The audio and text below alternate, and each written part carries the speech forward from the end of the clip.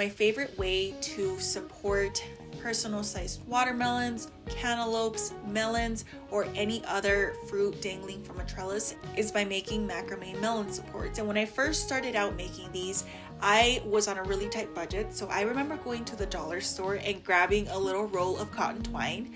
And then at Lowe's, I picked up a little pack of T-post clips so that I could twist those into S-hooks. And now I realize I can just buy S-hooks, and that's just way easier and saves me a lot of time.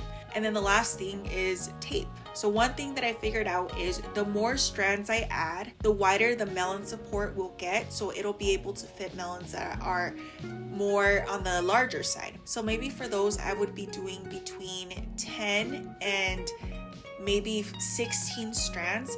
It honestly depends on the variety of melon. For example, if I was making one for a Kajari melon, I would just probably do about 6 strands, just so that I can use it for a couple of other varieties that are a similar size, but maybe just a tad bit larger.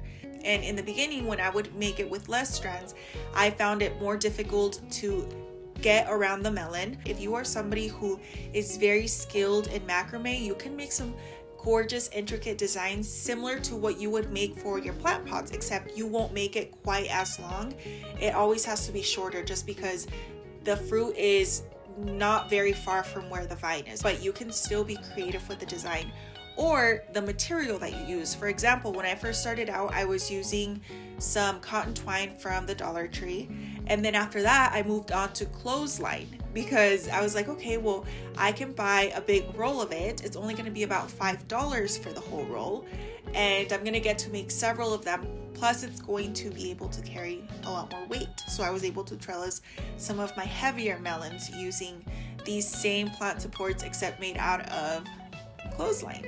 And now what I want to try and do is remake them again out of the macrame cord, because I want to experiment with different colors. In the past, I've made a green one with some little red fabric roses that I added to it to make it a lot more decorative and whimsical.